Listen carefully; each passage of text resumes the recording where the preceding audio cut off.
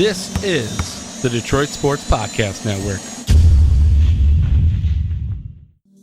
CBD is a game changer sweeping the nation. This hemp extract is the natural way to elevate your mood, eliminate aches and pains, reduce anxiety, and keep you sleeping all night long.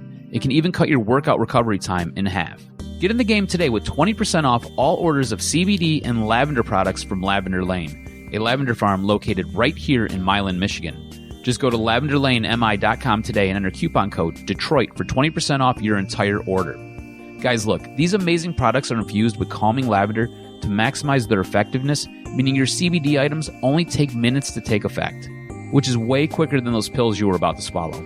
On top of it, they are perfect for men and women. Lavender Lane has lab-tested CBD creams, tinctures, and roll-ons that are perfect for any situation, even if you're on the go. Put your health back in your hands by heading over to lavenderlanemi.com and entering coupon code Detroit for 20% off your entire order of CBD and lavender products. What do you have to lose? Your satisfaction is guaranteed or your money back.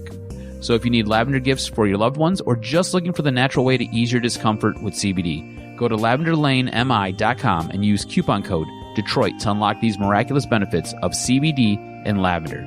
That's lavenderlanemi.com. And remember, use coupon code DETROIT for 20% off your CBD and lavender products from Michigan's own Lavender Lane.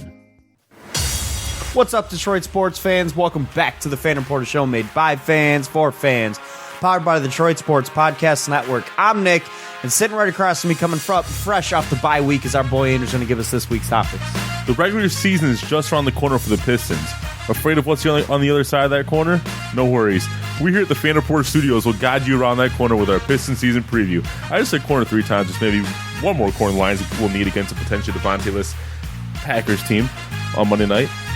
You know, honestly, for the sake of my fantasy team, I want him back. To be like 100% honest, like I'd be okay with Lions over fantasy, Nicholas. Normally yes. In fact, this time yes. However, I would like a Devontae Adams touchdown or 2, as long as the Lions proceed to then drop 4. Mm-hmm. I for the sake of my fantasy team, I need it. I grind. I will say though, I grinded out 3 wins this week. Mm-hmm. That's big. It's my first win. That's my first undefeated week of the season so far. So, granted, in one of my leagues, I didn't even set my lineup, and I still came out with a dub. I just don't understand this league scoring. Deshaun Watson put up 1,000 points. That's all I'm saying. As he should. He literally almost beat the other dude's entire team. Now, mind you, I had 3 inactive players on in my lineup for this week because I forgot to set the lineup, and I still won. 3. Yeah. But my other 2 week leagues, even without Devontae Adams, I managed to squeak out a victory in both. So I was pretty happy there. But I would like to see Devontae return and have a good game. But nobody else. Nobody else. No Aaron Jones, no Drama Allison or MVS, no Rodgers, no Jimmy Graham, no defense for the Packers. I still don't know if they're legit, to be 100% honest with you. It's hard to say they're not after watching them in the Cowboys game, but I'm telling myself they're not. I like to tell myself that they're not legit. They haven't played anybody good yet. Haven't played a really good offense. Haven't played a really lethal offense just yet. That's what I'm telling myself. I guess it depends on how much respect you give to the Cowboys offense in reality. I think Dak Prescott sucks. So, well, there's your answer. But anyways, you wanted to start off with some Pistons talk, so let's take it away there. Basically, how I want to do this, we'll highlight some random players in the roster. I'm not gonna we're not gonna do the obvious, talk about Andre Drummond, Blake Griffin, Reggie Jackson. There's really, you guys know all there is to know about them. But who's gonna be the starting 5? I think it'll be more fun to highlight some of the role players and see what do we need out of them this season, and then. I kind of want to go into where we think they're going to finish and then close out with Detroit Bad Boys actually had 5 bold predictions, and I want to see whether you buy or sell. They had 5 what? Bold predictions. Oh, I thought you said bold predictions. I was like, whoa, college football. Yeah, we're pivoting. And why is Detroit Bad Boys talking college football? Well, see, we're getting a U of D Mercy is slowly become prominent in college football. They used to have a football team, I'm pretty sure. I don't know what they still do. I don't know if they still. I know they have a lacrosse team. The lacrosse team's good, like real good. We actually went to high school with some guys who played on that lacrosse team. I said UD Mercy and UD St. Mary's. Sorry.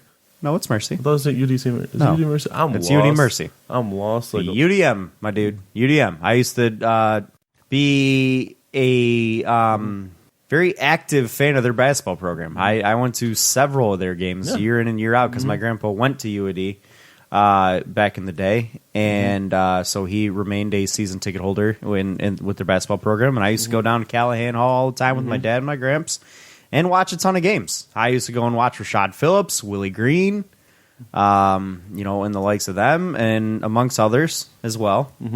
Some years were good, some were bad. I do remember one year though that Butler was really, really good, and this was back when Butler was in the Horizon League, mind you. Butler was really, really good, talking about. And they came into Callahan Hall, and UAD proceeded to beat them. And it was a huge upset, and I remember watching the student section storm the floor. It was awesome. I was like 7 years old. It was the coolest thing I had ever seen at that point in my life. I remember seeing Ray McCallum. Ray McCallum I watched play, yep. I watched him play quite a bit. I watched the coach's son play quite a bit also. Was that Ray McCallum? I don't remember. I remember back in the day going to see Dave DeBoucher there. I don't think you were alive to watch Dave DeBuscher play, Andrew. I'm just going to throw that out there because dude was like... That would have had to been one like the late 50s? Probably early or 40s even. I don't know. When didn't he play in the NBA in the 50s?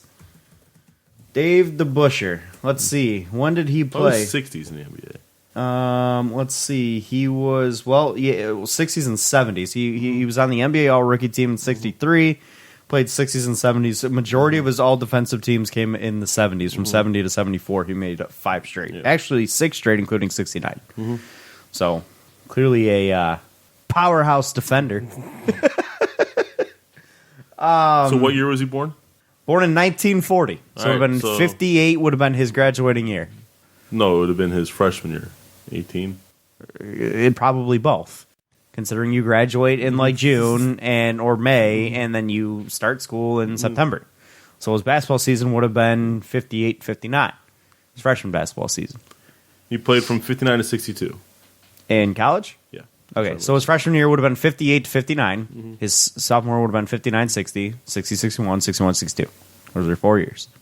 And then he would have gone pro. And his rookie year would have been 1963. Are you sure you played for all 4 years and then played 3 I years? am not. Because I'm pretty sure the way it works is 59, 62 means 59, 60, 61, 60, 61, 61, 62. I'm pretty sure that's how that would work. I don't know. It may or may not. Because the reason is because like the way we look at the basketball season is it primarily takes place after the new year.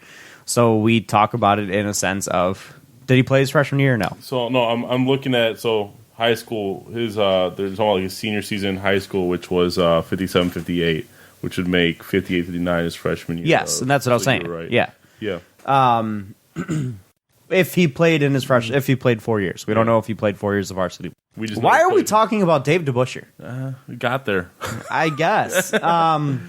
Anyways, so what were your questions that you had about the Pistons in 2019? 2019, not in 1970. So we're staying specific. Okay. All right. Let's start with, I think, the biggest piece of our bench rotation, in my opinion, which is Luke Kennard. I think all Detroit fans are looking for another big step forward for Luke Kennard. My question for you is, what do you think that step forward should entail? A more prominent role in the offense. Not just coming off the bench, but also with a mixture of the starters in there as well. Chemistry with Derrick Rose coming off the bench, chemistry with Reggie Jackson when he comes in and plays starter minutes with them. And he showed some flashes of playmaking ability last year, did. too. And the ability to make plays, the ability to run the pick and roll with Blake Griffin or Andre Drummond, the ability to make plays happen when he's on the floor. Maybe play a little bit of iso ball, a little bit of pick and roll, a little bit of running the motion, running the offense. Yeah. He's going to be asked to when you've got guards that are ball dominant, tendency. I don't know. Ball dominant guards, in Reggie Jackson and Derrick Rose, you tend to ask another player on your rotation to play the point guard duty and allow them to run off ball, and that's where Luke Kennard's going to come in. I would like to, for me to be happy with his season, I need to see him step up and play a more prominent role in the offense, and maybe even a little bit on the defense, but that's not his calling card. I don't expect him to be a lockdown defender. That's what Bruce Brown's there for. Speaking of Bruce Brown, are you expecting him to start or Bruce Brown to start? I expect Bruce Brown to start. Yeah. I personally do not believe Luke Kennard works with the starting lineup that we have. Yeah. There's when he's out there with the likes of Blake Griffin, Reggie Jackson, and Andre Drummond, he doesn't get the ball enough to make his minutes worthwhile. He needs to be a guy that comes off the bench, and when he's coming off the bench, and one of those guys is spelled out, or a couple of them are off the floor, it allows him to take his shot. And honestly, early in the season at least, I'd like to see Dwayne Casey give him the green light. Let him decide when to shoot, and I want him to take advantage of that. He's supposed to be a very good shooter. He's shown flashes of that, and I'd like to see him do it again this year. I want to see him give him the green light, and I want to see him taking shots. There's no reason for him not to. He's going to be the bulk of our scoring coming off the bench, and that's what we need him to be. So I want him to have the green light when he's on the floor, and I want him to take advantage of that. Well, we do have scorers now with, hopefully we have a scorer in Joe Johnson. We don't know how it's going to turn out. He's going to play 10, 15 minutes a game. I wouldn't consider that much. I'd consider it mop-up duty. So you don't think he's going to be off that? He's going to be part of that first rotation off? No, I don't. I think he's going to be occasionally shown in those minutes, but he's not going to be playing a bulk of those minutes in that second rotation. No. I think he's going to be a guy that comes in and spells out, spells the second unit. The thing is Dwayne Case is a guy who likes to use interesting lineups. He does. So I expect to see a lot of 3 and 4 guard lineups with that second unit. I would not be surprised to see a lot of Luke Kennard, Bruce Brown, Derrick Rose working together, along with which is a lineup that seemed to work. Obviously with Reggie Jackson instead of Derrick Rose, but a lineup that seemed to work a little bit in the playoffs against the Bucks, along with maybe some Christian Wood up top and some Markieff Morris. Or I wouldn't be surprised seeing him experiment with Bruce Brown at point guard some more. Oh, I wouldn't either. I would be surprised if Bruce Brown played the point more than Luke Kennard does, because Luke Kennard does show an ability to play that effectively. He did last year. I wouldn't be surprised to see him do it again. But Bruce Brown did show a little flash of it here and there in the preseason, so we'll see, or in summer league, so we'll see what happens there. But I fully expect to see a lot of when the Russell Westbrook rumors were flying, we don't need Russ, we got Bruce Brown. Yeah, whatever. I wouldn't be surprised to see a lot of 3 and 4 guard lineups involving Bruce Brown, Reggie Jackson, Derrick Rose, and Luke Kennard with a big man in the middle, which honestly, that spells a nightmare for a lot of teams, because that's a tough lineup to guard. Your big problem is going to be the big man in the middle, because Thon Maker wasn't exactly inspiring. Well, you got Christian Wood now. And now you got Christian Wood, but the question here is, Christian Wood's projected on, according to the ESPN depth chart, he's projected onto the third team rotation, third line rotation, I'm talking behind Thon Maker. Behind Thon. I'd be surprised if that was the case. I actually think Thon Maker's going to play a little bit more of a stretch 4 type role for the Pistons, with the occasional spelling of minutes at the 5. I don't think that he will be by our primary backup 5. I think he's going to be more of the secondary or tertiary backup 4 or 5. He'll play kind of a split role in there in the secondary duty or tertiary duty throughout the majority of the season, with Markieff Morris and Christian Wood being spelled in there also. I don't want to see Markieff at the 3 at all. I think that's a nightmare scenario waiting to happen. Yeah. I would like to see, but I'd like to see Christian Wood get an opportunity to play some 5 minutes with the second unit. Yeah. I believe that's what's going to happen. I think Dwayne Casey has a lot of faith in him. There are a lot of people actually that believe that Christian Wood is a long shot to make the roster. I'd be pretty surprised if that was the case. I know that they added a lot. I mean, Joe Johnson does kind of make things interesting, just because his presence puts a log jam at the forward spots.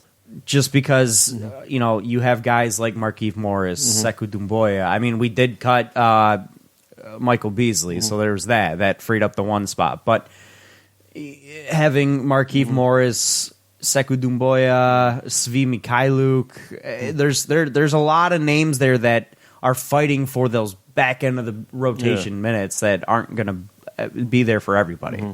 So Christian Wood could be one of those guys that drops out. I highly doubt it because I think he has the potential to play a prominent role in this team, but obviously it's up to Dwayne Casey and to find out. Taking that much to beat out Thon. Thon Maker was straight up putting on a Bucks jersey in the playoffs, so obviously he's not in the best of graces, at least with the fans, as of right now. Yeah. Can he be a better player? Yeah, sure, why not? I mean, we saw some flashes of it last year. He cooled off a lot towards the end, but we'll see. I mean, is he capable of taking that next step up and filling some of those expectations that they had that everybody had for him when he came into the league? Obviously, he hasn't done it yet. And I think one thing he can, I think one way he can for sure stick on the roster is if he further develops his 3-point shot. I mean, he hit him at a 28% clip for his career, and if he's can further work, if he has been able to further work on that this offseason and come into the preseason with a improved 3-point shot, because Thon wasn't hitting him. He was hitting him right around there too, I believe, right around 29%, if I'm not mistaken. Too bad he couldn't make any of them in the playoffs. Yeah, but dude literally was airballing everything. So I feel like if he can show the ability to stretch the floor, I feel like he has a heavy edge over Thon if he can show that. But that's an if. That's a big if. But you did mention Markieff. Although different players, do you expect Markieff Morris to have anywhere near as much impact as his brother did in Detroit? No. I don't think he's as good of a player as Marcus Morris is. Which it's funny because which we thought the opposite when Marcus came to town. And we still honestly when they were both on Phoenix, we thought you could still argue the opposite when Marcus left town. Yeah. When Markieff was playing with Washington, he was a solid player, and then he all of a sudden just fell off out of nowhere. Yeah. Couldn't stay healthy and couldn't stay in the rotation. I'm curious to see what is left in the tank for Markieff Morris and what kind of role he's going to play in this team. I see that's a guy that's there's the guy that I think is the bigger wild card for me. Is Markieff because I'm trying to find a spot in this rotation for him, and if Thon Maker's going to be playing minutes at the 4 and the 5, okay, that takes away minutes from both Markieff Morris, Christian Wood. You've also got to factor in the possibility of a 4-guard lineup, or something, or maybe even Tony Snell playing a little bit of the 4, like something around those lines. I think Markieff has a shot to solidify himself as a backup 4 behind Blake.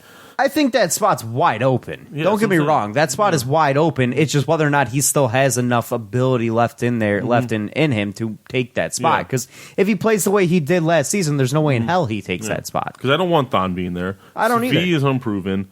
Svi Mikhailuk is a guy who's going to play a 2-3. He's 6'8", but he's not big enough to. He's only 205 pounds. Saku's unproven still. Saku, I honestly, God, I really don't expect to see Sekun Doumbouya to play any kind of impactful minutes this year, and I don't want him to. I don't. He's too raw.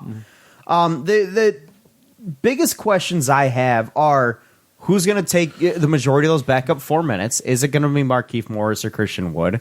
Is it going to be Thon Maker? I don't know. I think those are your primary guys at that backup 4-5 spot, because I think both Thon and Christian Wood can play 5, and I think Markieff Morris is primarily going to stay at the 4 with an ability maybe to play the 5. I really don't think so. But you have 3 guys that'll pretty much rotate in those positions there, with Joe Johnson playing some 3. The 3 is another interesting one because obviously you have the guarantee of Tony Snell starting at the 3, but then behind that you've got maybe Luke Kennard playing there, maybe Bruce Brown playing there at some point, Joe Johnson. You've got Sekou Doumbouya. You've got big if with Sekou Doumbouya, right? But you've got Svi Mikhailuk. You've got a lot of guys there that can potentially grab some of those back end minutes. But the guard spots is where my biggest questions are. Just because I feel like that's where we put a majority of our offseason assets in, outside of obviously drafting of Sekou and bringing in Tony Snell. But at point guard alone, the Pistons have Reggie Jackson, Derrick Rose, Tim Frazier, Jordan Bone, Langston Galloway. Granted, Langston will play 1 and 2. Brown can play I'm not even counting him as a 1. But you have 5 guys in the Kyrie. roster. Kyrie Thomas plays 2 also. I know he can play the one. I'm also talking the one, just the one.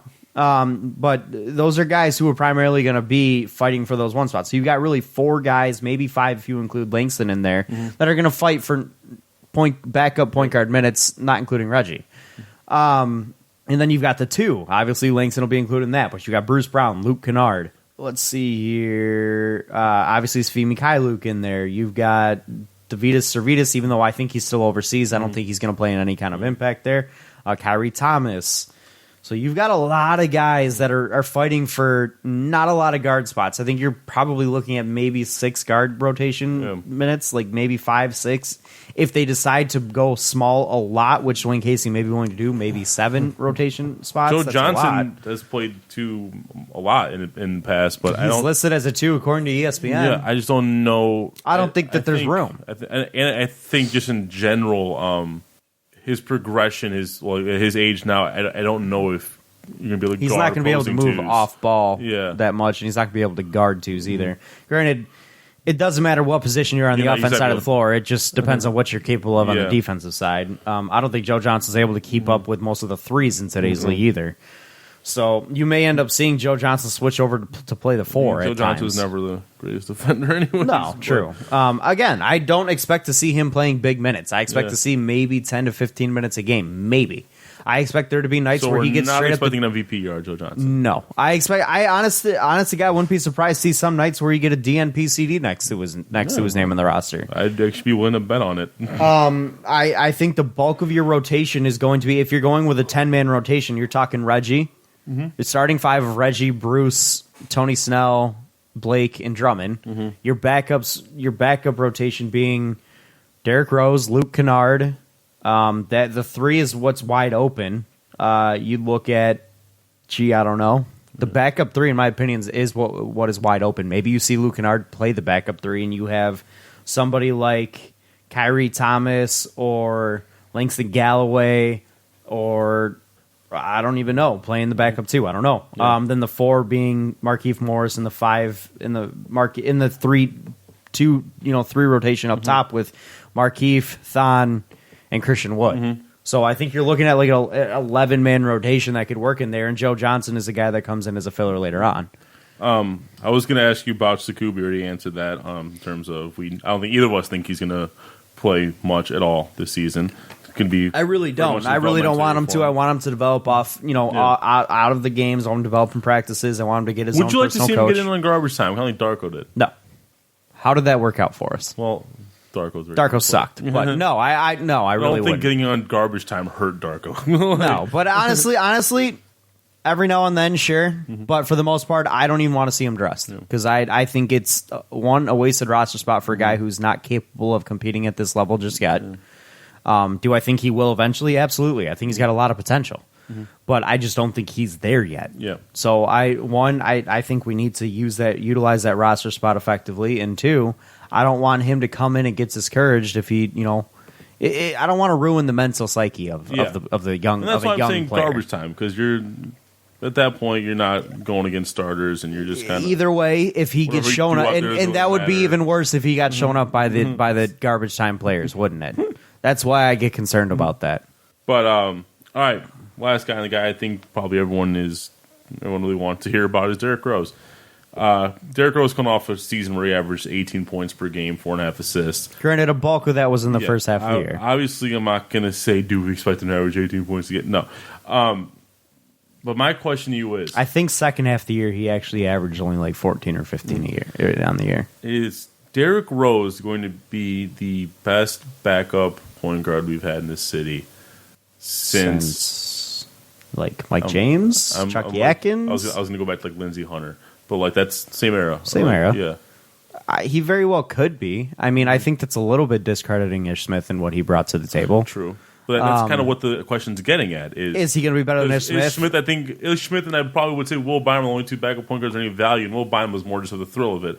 But that we've had in this city since that the going to work era. I'm going to say yes. I do, because I think he's got a lot more ability than Ish Smith. I think he's got a lot more scoring ability. When Ish Smith came on the floor, you basically said, all right, well, it's effectively hopefully we can stop the bleeding. When Ish Smith was on the floor, because he wasn't a scorer. He wasn't a guy who can put up points for us. We had a lot of issues scoring off the bench, and he was a part of that. Now Derrick Rose and Luke Kennard together put a stop to that. They can bring. Now I think about it. Who? The half a season that Brandon Jennings was our backup point guard. Whatever. Didn't Rodney Stuckey play some backup minutes for a while too? From the Achilles. Rodney Stuckey, did he play backup? Yeah, but Brandon Jennings, when he came back from the Achilles, was garbage.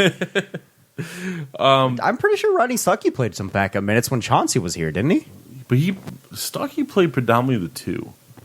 No, he was the one. But he was the one.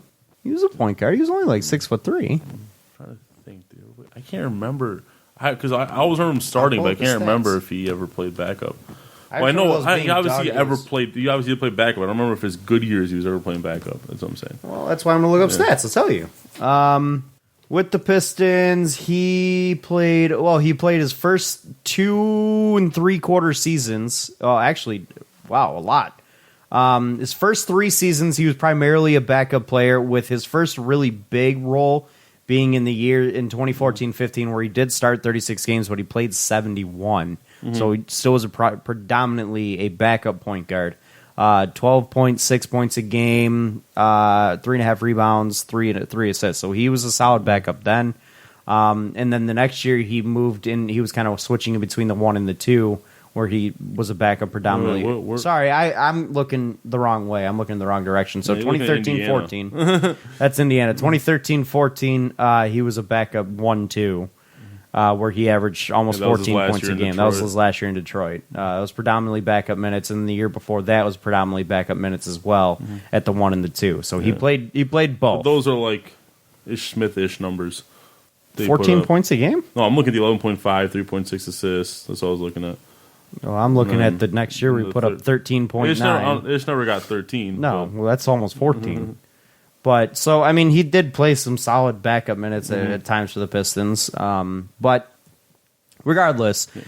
That's beside the point. That is beside the point. I do think he could be the best backup point guard we've had in a long time.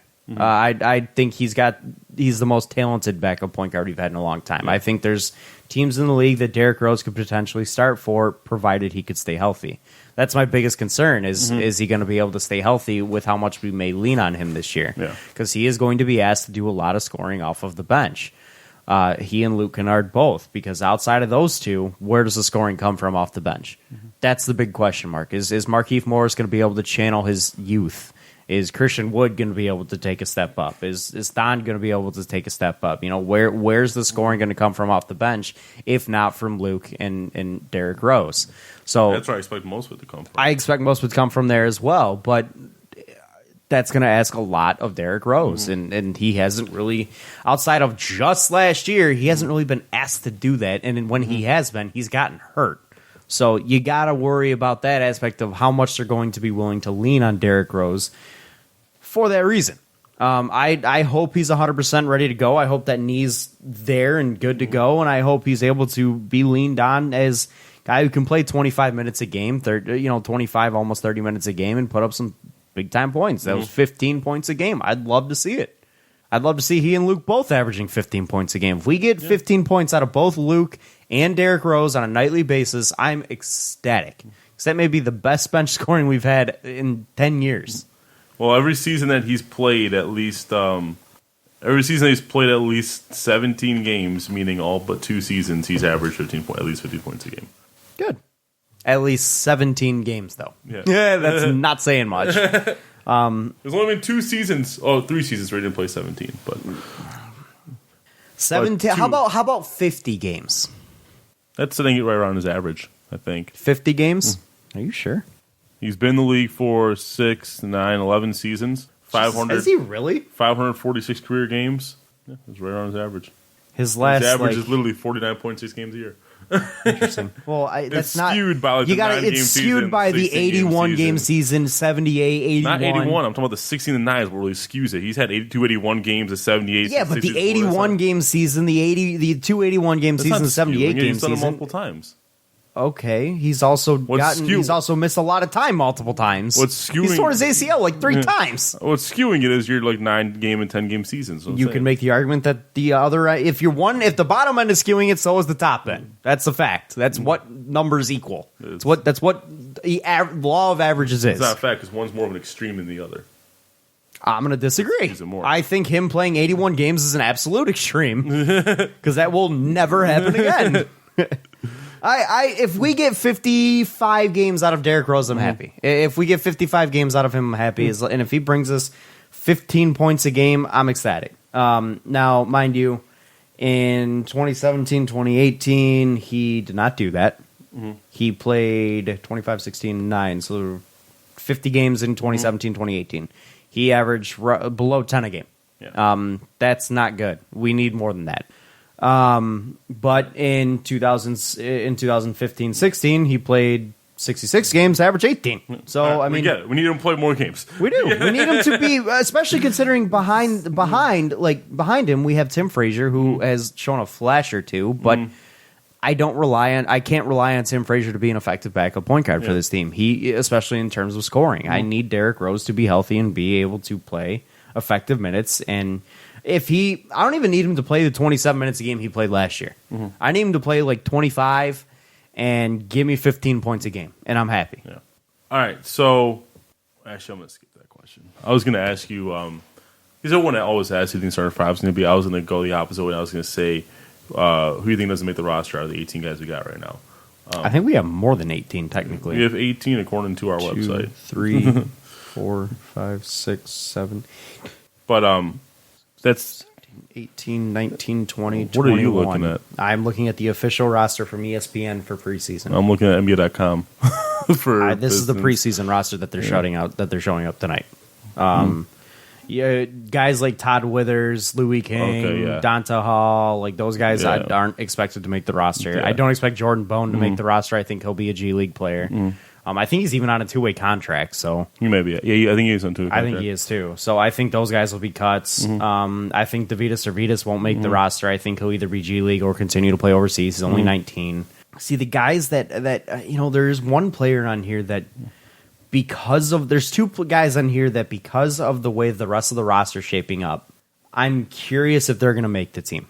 And those two, Kyrie Thomas for me. One is Kyrie Thomas, Svi Mikhailuk and Kyrie Which Thomas. bums me out because I actually really like Kyrie Thomas. Dude hasn't gotten to play, and there's a reason for that. He's either not a Dwayne Casey guy or he's not growing as a player, which is entirely. It's both could be possible for all I know. But it's Kyrie Thomas and Svi Mikhailuk on whether or not they're going to make the roster because you talk about it. Derrick Rose, Bruce Brown, Reggie Jackson. Well, you got your 5. Yeah. Then Derrick Rose, Luke Kennard, Thon Maker, Markieff Morris likely, Langston Galloway likely just because of the money. So there's 10. You're probably keeping Sekou Doumbouya as a reserve. I'm going to assume so. I would hope so. So there's 11. You've got 4 more spots here. So you probably need another point guard. So Tim Frazier, probably. Joe Johnson, probably. Tony Snell. Well, that's your 5. That's in your starting 5. So there's 13. So between... I lost track of who you named, I'll be honest with you. I named the starting 5 plus the expected 5 backups. So you named Reggie Jackson, Bruce Brown, Tony Snell, Blake Griffin, Drummond, Derrick Rose, Kennard, Joe Johnson, Markieff Morris, Thon Maker. And then we got Tim Frazier as your 11. Langston Galloway, probably. And then Sekou Doumbouya. Sekou. And then... you're looking at... Yeah, you're looking at... You're going to keep both 2 guys. Christian Wood and Thon Maker? You got to keep 2 guys. Christian Wood probably is 1. I think they keep Svi. I think they keep Svi as well because I think he brings wings. I think so they keep means Svi and they only keep 1 of Christian Wood and Thon Maker instead of having 3 centers. I'm going to disagree with you because Christian Wood's a 4. Christian Wood's listed as 4. He's 6'10", 214. He's a 4. I think he's going to be fighting for that backup 4 spot. The reason I don't think they cut one of them is because of the fact that if you do that, who's your third opportunity to spell minutes for? Say someone gets into foul trouble, like Drummond or someone gets into foul trouble. You then only have 2 guys to play 2 positions pretty much a majority of the game. That's a struggle. you need to have at least a third guy to be there to spell minutes for one of those. A lot of teams don't keep more than 2 centers in the roster. He's not a center. Keep saying he's a 4, but he is. He's on the depth chart as their backup. This center. depth chart has him as a 4, and then he's 5th on their power. And I've heard a lot of him being playing the 4, not the 5. But because you could also, just looking at size wise, you could also slot. You can also play small ball center and slot Markieff there, 6'10". You can play center. I would be shocked if they move Markieff to 5 at all, because Markieff is a terrible 5. Yeah, but he's every bit as bad at the 5 as he is at the 3. You're talking third string. That is, I'll tell you, be honest, that is a waste of minutes. It will not happen. I would rather trot my ass out there at my 5'7" ass out there at the 5. I'm saying, assuming you didn't keep Christian Wood, we're operating the assumption of who else are you putting back there behind Thon? Christian Wood. I said, assuming you were saying you can't click Christian Wood because what would happen? I was saying you'd have to put a guy like Markieff there. It's the only person you can put there. That's it. Trot out nobody. In an emergency situation, you'd have to throw in Markieff to back up. Emergency situation, they'd probably sign somebody. Because I do not want to see Keefe at 5 or the 3. I do not want to see Keefe at the 5 or the 3. He's a 4 and nothing else. All right, he'd be a garbage 5. Let's go with these bold predictions. If there's 5 minutes of Markieff Morris playing the 5 in this lineup, that's 5 minutes too many. That's probably the worst 5 minutes this team plays all year. Let's go with bold predictions for this. But season. in reality, I think they keep Christian Wood and Thon, and I think one of Svi Mikhailuk and Kyrie Thomas gets cut. Mm-hmm. I think one of those two either gets cut or moved to the G League, and that's it. I think one of them gets cut. Because that's your 15. So these bold predictions are courtesy of Justin Lambrexi of Detroit Bad Boys. These are 5 bold predictions for the 2019-2020 season. Prediction number 1, I want you to just rapid fire buy or sell these.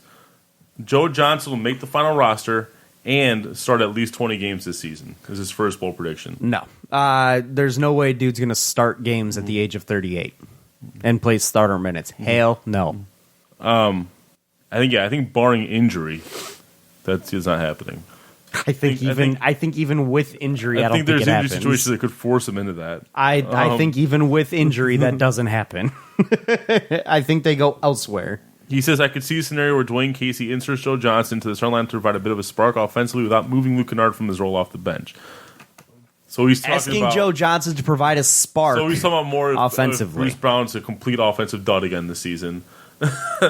So then start Luke Kennard at that point. But he's saying if he doesn't want to move Luke Kennard from his bench role. I don't think you're going to get an offensive spark at all out of Joe Johnson at the age of 38. Sorry. All right, here's another fun one. This is bold. You want to talk spelling minutes? That's where that guy's going to do. Bold prediction number 2: Andre Drummond will make at least 15 threes this season. No. I'd be shocked if he makes 5. 2 of those would probably be half quarters. He did. This writer did predict last year that Drummond would shoot 35% from 3. Well, clearly he was wrong, and clearly he called himself out in this article. No, he will not make 15 threes. I'd be surprised if he took 15 threes this year, because I think that little experiment's dead in the water. Yeah. Blake Griffin will not get hurt, but he will also only play 65 games. I'll agree with that one.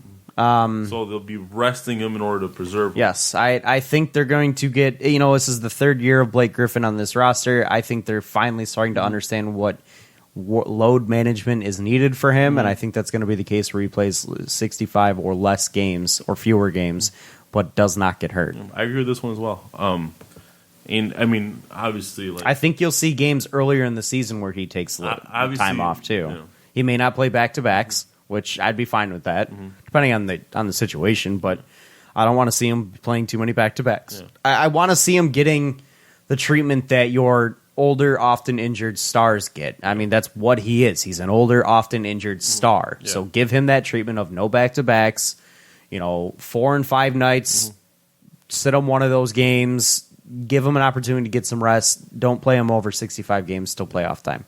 And the only reason I agree with this is I think he's going to have more. They're going to have more flexibility to rest him, because I think not if you don't keep both Thon and Christian Wood. Although Markieff Morris is not nearly as good as he was in Phoenix, he's easily the most capable backup 4 we've had behind Blake since Blake's been here. He is. So, but again, if you're doing that tells me that you're going to keep both Christian Wood and Thon Maker, because you can't trot out literally a 4-man rotation at that spot. You're in trouble.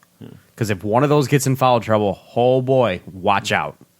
Poll prediction number 4. Andre Drummond will be an All-NBA center. Disagree. I think there are the league has too many talented centers to put him up there.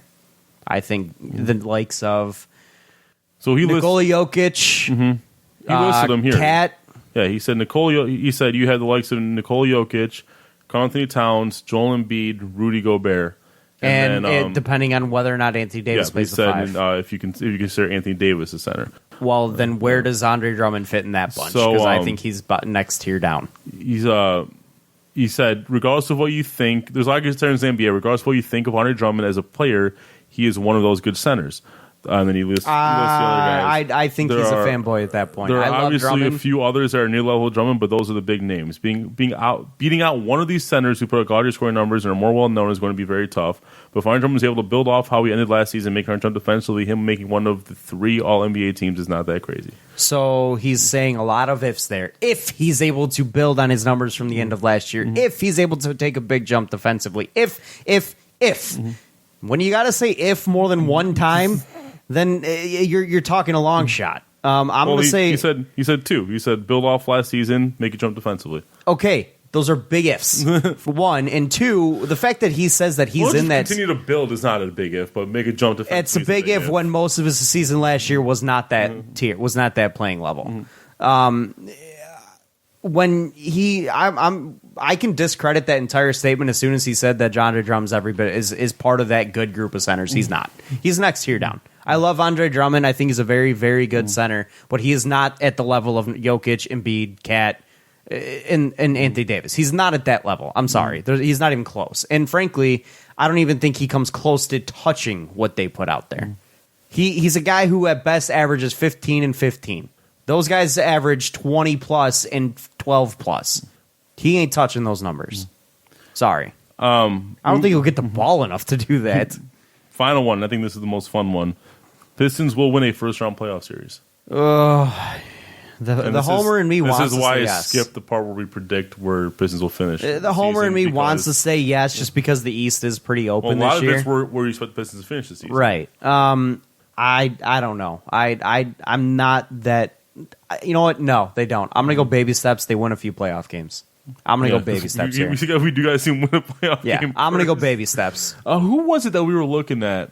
What site had us projected as a 5th seed this year? I don't know, but it was funny. The way they had the seeding was all topsy-turvy. I can't remember. It was a reputable site. I just can't remember what it was. Yeah, but whoever did that prediction was all over the place. I don't remember either. Yeah. But I think the Pistons win a few playoff games. I don't expect us to win a playoff series that would exceed my expectations this year. I think they're a good team. I think they're a team that can get out of that perennial black hole of the 8th seed, but I don't see them getting all the way up to a 4 seed. So, I think that's pretty much locked down by Boston or anybody else. Justin, I think Miami's probably going to be better than them this year too. So I'm concerned about where they're going to be seated just based on that. Yeah, Lambrowski says that he thinks it's pretty obvious the team will not be an 8th seed like last season. I'll agree with that. He thinks that they capture the 4th or 5th seed in the East are not only able to end their winless playoff streak but also win a series. Is what he said. Okay, let's go through the East real quick. All right, the 4th or 5th seed, get out of here. First off, I don't think it's time to go through the whole East. We got to get to just the playoff teams. Philly's 1, obviously. Okay. 2 will probably be what? Milwaukee's 1. Philly 2. 3 will probably be... I think Boston probably takes a drop off, right? Well, no. They got Kemba, bro. Oh, they did get Kemba. They got Kemba. Yeah. I think they'll still be a pretty good team. So Boston could be fighting for the 3. Indy, Boston, Philly. I think Indy steps up. I think Brooklyn's a playoff team. I think, well, with no KD. But with Kyrie. Yeah, but what else? Karis LeVert, woo. No, Dinwiddie's there. Miami? But Miami's a playoff team for sure. I think Miami's better than Detroit. I think they have better talent. How about Toronto? Toronto's interesting. I think they're still a playoff team. They may be top 5. I don't know. They're not top 3 in my mind. They're back further. And losing Kawhi does hurt. Immensely. Immensely. I think you're looking at the top 3 of Philly, Milwaukee, maybe Indy or Boston. Miami's up there. I think Brooklyn could be up there. I think Miami's up there. I said Miami. I think Indy's up there. You said Indy already. Then who am I missing? You're repeating yourself. Who am I missing then? Give me the top 10 teams from last year. Obviously, I know the 8. So, okay. No, I'll tell you who I think you can definitively say will be better than the Pistons this year. And I'll even stretch a little bit because, like, Philly, we can Boston, definitively say Philly and Boston.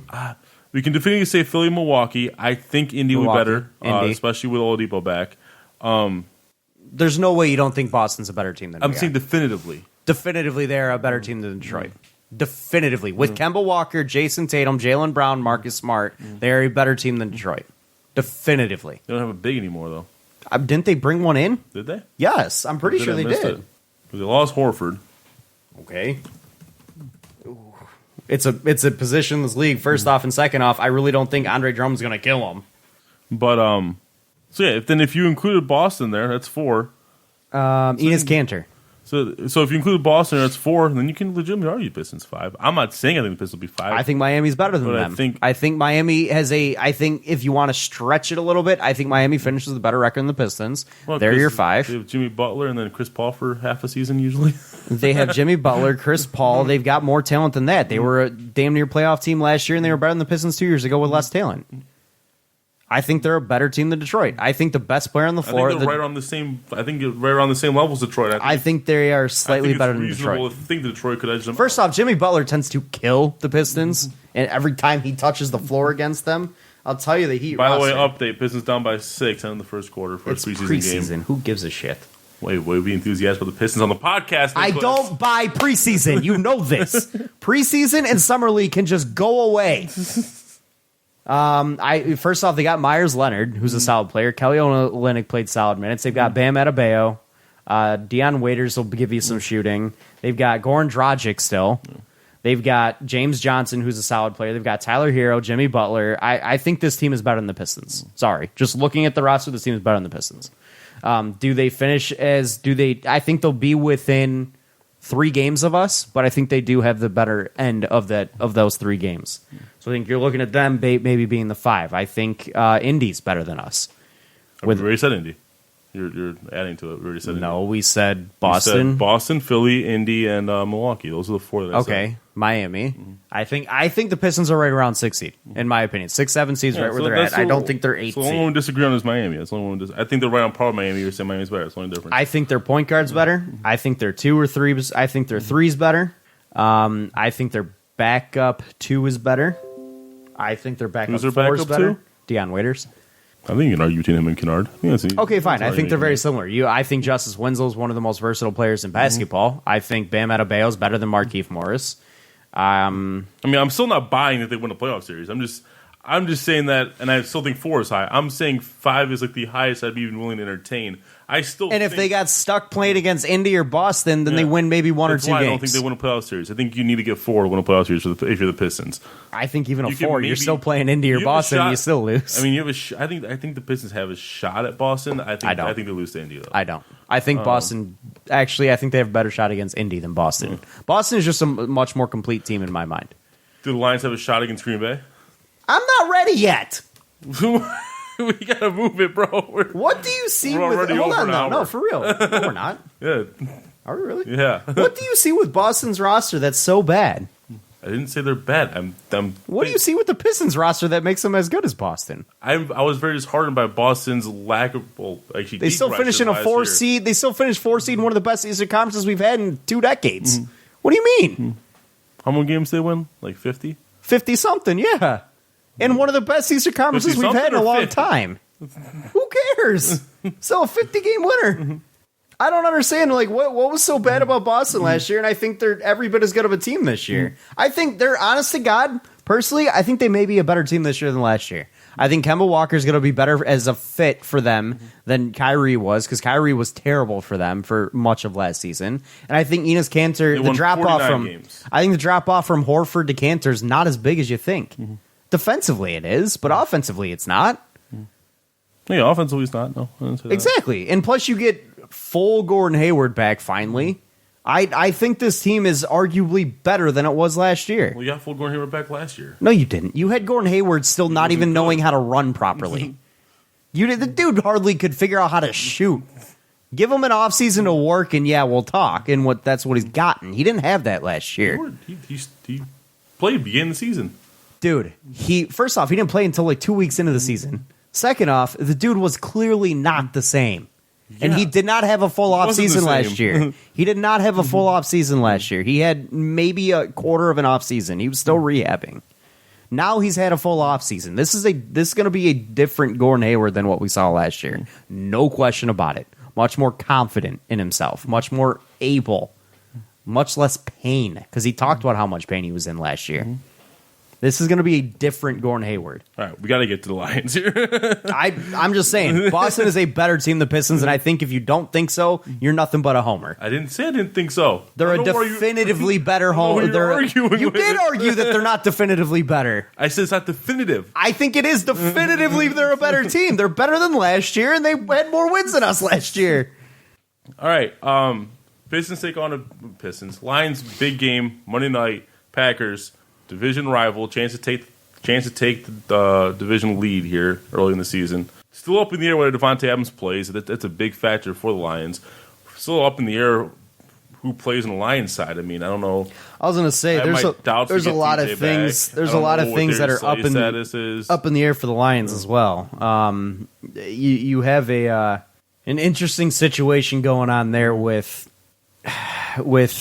Darius Slay, what his status is. Granted, I'm pretty sure he's going to be practicing this week. He did last week. Towards the end of last week, I should say. You don't know what TJ Hawkinson's health is going to be like. You don't know what Deshaun Hand's health is like. He hasn't even played a game yet. You don't know what the health of guys like Mike Ford's going to be. I mean, there's a lot of injuries on the defensive side of the ball for the Lions that are concerning. So and not to mention TJ Hawkinson as well. So there's a lot of big ifs on that on the depth chart for the Lions going into this one. Now the Packers also have offensive line injuries. I believe they lost somebody just last night in their game, or yesterday in their game, and then they had obviously Devontae Adams isn't there, and who knows what his status is going to be. So a lot of a constant question over the start of the season has been, are the Packers for real? And it's mainly been about their defense because their offense has kind of been stagnant. But their offense showed up last night against it was a non-Packers like offense, but it showed up. Yeah, exactly. But at this point, with another big win, this time against the Cowboys, is there any more doubt this Packers team is legit? They show they can hit you different ways on offense. I don't think there's a doubt that this Packer team is Packer team. Well, the defense struggled in one of their games. There's no doubt about that. And they did technically give up a lot of points to the Cowboys last night. They did do a lot of damage to Dak, but if there's any doubt that this Packers team is legit, it's on the defensive side of the ball. It's not on the offense side of the ball. The Packers have proven to you that they can hit you more than one way offensively. Defensively, I'm still not 100% confident that they're going to continue what they've started for the most part this year, because I think there's a lot of youth there that haven't seen a lot of different looks. I think that this Packers defense, albeit improved, still is quite vulnerable, and I think the teams that they've played have been able to prove that. So, like if I had told you that John Allison and Marcus Valdes-Scantling would combine for 3 catches against the Cowboys, you'd have been like, yeah, they're losing this game. Yeah, most likely. Then again, you do. I mean, that is straight up disrespectful to Aaron Jones. No, I know, but like one guy's not gonna do it by himself, but he did. Yeah. I mean, don't get me wrong. Aaron Rodgers still had an okay game. It wasn't a very good game, especially not fantasy wise, but he played well. He picked his spots and did what he had to do. Again, that team can offensively hit you more ways than one, and I think they're a team that can make some noise, obviously, but I'm still not 100% all in on their defense. I don't know that their defense is quite as good as advertised. I think they're vulnerable. Yeah. I think the Lions can pick that apart. And I just want to say something real quick. Yeah. The whole narrative that the Lions set the mold to beat the Chiefs is such utter bullshit. The Patriots set the mold in the playoffs last year. They were the ones who showed you to play man defense against the Chiefs. No one followed it at the beginning of the season. Well, the Lions did, and look what happened. And then The Colts did it. That's how you beat the Chiefs. You play man, and you have good secondary You play. would think that's obvious because man's usually how you defend. Well, the deep problem threats. is when you play man. No, deep threats is when you play man is how you get beat. That's why cover 4 is all zone. Yeah, but cover 4, you're giving up so much open space. Like but you won't get beat deep. That's the Chiefs' calling card is beat you deep. And when you play man, you open yourselves to get beat deep. That's what when we were talking about this on the show last week when I said that Deion Sanders said, "Yeah, the Lions had the blueprint, but you guys don't have the capability on defense to do what the Lions did because not everyone has the corners to play the Chiefs man." And it's kind of weird considering we didn't have Slay. The Patriots set the mold of playing man, and that's what you do. They played man in the playoff game, and they effectively won that game. Yeah. Then in the first half they allowed 0 points to the Chiefs. In fact, that was unheard of. And then the second half they were able to beat them. They were able to hold on. But then the Lions came around, played man all four quarters, and they were able to hold Pat Mahomes. They didn't allow a deep ball. And that's and when you play man, you are opening yourself up to the deep ball because you put yourself on islands a lot. You put your corners out there, and when you look at the Chiefs' speedy ass receivers, they could beat you, and you got to worry about that. But the Lions were able to have their secondary hang in there and play effectively and do well, and apparently ball their hands up into fists and punch things out. And then the Colts did it again last night. But the Chiefs gave the Pats gave them both, not the Lions. But you're diverting here. I know. As if we have all the time in the world. The Lions perfected the mold. How's that? Okay. I want a prediction. I'm going to say it right here. Well, what's your... Do they they may not have released it just yet just because it's a Monday night game. Yeah. I doubt it's set. Oh, here we go. They're opening as 4.5-point underdogs. 4.5-point underdogs. Okay. Well, two different sources. USA Today says 4.5-point underdogs. Pride of Detroit says 6-point underdogs. I would go USA Today. I don't know where Pride of Detroit gets their numbers from. But I would go USA Today. Yeah. That's a more likely line. On the road in Lambeau, that's tough. And a Packers team that, for lack of better terms, is red hot. Granted, they did get beat by Philly, but they did beat up on Denver. They did beat the Cowboys pretty handily. I don't know, man. For one... But the reason I say I feel like the Lions can contain Aaron Jones. Well, I don't really know that because the Lions, in terms of run D, has been their weak link on defense. Even the Chiefs were able to get some good yard averages on the Lions. They were averaging 5.5 yards a carry against us, and everybody else has been running all over us. So I don't know if that's true. I don't. And frankly, if Devontae Adams is there, obviously you need Slay. You need him to be on Devontae Adams like white on rice. Yeah. And besides that, your secondary's got to show up, and the key thing is going to be disrupting Aaron Rodgers' time. If you disrupt that internal clock, you can stop and slow down that passing offense. And you force them to do things that they're not comfortable with. You force them to go away from the scripted plays. Yeah. You make them have to change things up. If you can, the pass rush is going to be key.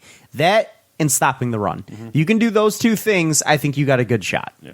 But looking at the Packers defense here for a minute, the Bears, their 5 games this year have been against the Bears, where we know all about that Bears offense. Doo-doo. The Vikings in week 2, where the Vikings early in the season, their offense has been doo-doo against no matter who they've played outside of last week. The Broncos, their offenses, and then they faced a real offense in Philly and had 34 dropped on them. And then they played the Cowboys, who dropped 24 on them, which you can argue that's a good game. So in my opinion, they've really only played 2 offenses that are any kind of test, and they're 1-1. So jury's not quite out yet on this Packers D, in my opinion. I think they're vulnerable. I think they're better than they've been in years past, no question. They allowed a 200-yard game to Coop and a 100-yard game to Gallup. So yeah, I think they're vulnerable, and I think you can beat them in multiple ways. So I think the Lions need to take it to him. I do trust Stafford's ability to air down if it comes to that. So I like the fact that they're allowing him to. Yeah. He's actually taken more passes downfield this year than he has in like every year since his big season. I like it. I like the way that they're running the offense right now, and I want them to continue it. I think the Lions do have a good shot against Packers. If the spread is 4.5, I'll take the Lions with the points. think the Lions can keep it close. I don't necessarily know if they come out with a win in Lambeau, but I do think they keep it within 4. Yeah. So I'll take Lions with points. I'll agree. I think we can. I think we can at least stay within a field goal. I think it's early enough in Lambeau where the frozen tundra thing doesn't come into play. No, I think it's still like 40 to 50, 45 degrees. Actually, so it's not freezing. Quick, what is the forecast in Green Bay? It's 7 days away. Who cares about forecasts in the Midwest? I know, but you get a idea. Of what I don't even think that gives you a real idea. Well, right now it's looking like 47 degegrees. Yeah, that's what I expect. About 45 and cloudy or sunny. And we could have played this Wednesday. It would have been 70 degrees. That would have been great. It would have been like you were playing in Ford Field, just a little windy. Yeah. It just drops like a roller coaster. Look at our Friday weather to for this Saturday. weekend. Look at our weather this weekend. Same thing. Yeah. I think the Lions got a shot. I think it's going to be tough, but I think this Packers team is a damn good football team. Yeah. I do. But I think the Lions benefit got a of coming shot. off a bye week. They do. They gave them a chance to get healthy, which is good. They needed that. So let's see how healthy we got and how rested we are. Yeah. Mind you, the Packers are getting the extra day to rest as well, but we got an extra week. So an extra week and a day. So let's take advantage of that and let's get out there and bang some heads. Let's do this. Just don't stop on any Packers alignment this time. No, he's on Tampa. So and make sure you don't touch Aaron Rodgers because you will get a penalty. Dude, did you see the penalty that in that Cowboys game? That oh my god, literally touched his helmet. No, they touched Dak. Yeah, is Dak the most protected quarterback in football? Like holy hell, man! There was and then you had the penalty in the motions, like people could see me. What was the other one? You had the penalty in the. Was it the Vikings game? No, it was I don't remember, but someone got tackled right at the waist. Yeah, the quarterback got hit right at the waist, and they called the penalty. I'm like, we were watching all the games at the same time. I can't. It's all a blur. I don't even remember who played who. It's gonna be tough to do our Week 5 recap. Right. I'm gonna have to pull up like game summaries. But anyways, guys, that's gonna close it out for us this week. Go Pistons, go Lions. Not trying to be a pessimist with our teams, obviously. I got to give a little bit dissenting opinions. It is, longest one. Not trying to, we had a lot to talk about, but not trying to give too much dissenting opinions. I just want to temper some expectations here, especially with the Pistons, just because we were a 500 team with arguably the best possible case scenario in terms of health last year, and I'm curious to see how much we added in the offseason. So I'm tempering a little bit. But provided I'm putting us at like 46 wins. I'm 44, 45. I think we added about 3-4 wins. The thing that bothers me that they were a 500 team with perfect health last year. Yeah. That scares me. But I think having the depth that we have now is huge. That's something we didn't have last year. So yeah, but the depth is at the guard position, and we had some depth at the guard position. We still don't have depth at wing or forward. We don't have any depth up top. Yeah. Like that's what worries me, because I don't think Don is. Never mind. But anyways, I don't want to get into that. I'll get into that another time. But anyways, guys, thank you for listening. We will catch you guys next week as we move further into Pistons time, as well as we'll have seen actually, while we record this next week, the Lions will be on. So we'll give you up-to-date updates. We'll probably be done by the time the Lions start. That's true. Damn. Yeah. We may have to change when we record this then. We'll talk about it. But you want to record it live during the games? I don't know. We'll talk about it. But thank you guys again, and we'll catch you guys next week. This has been the Fan Reporters by fans. For fans. And follow us on Twitter at Real Fan Report. Check out our live show, www.twitch.tv/thefanreport. And thank you to Detroit Sports Podcast for being the awesome network that you guys are. We'll see you next week, as I mentioned before. Have a good one. Peace out. Peace.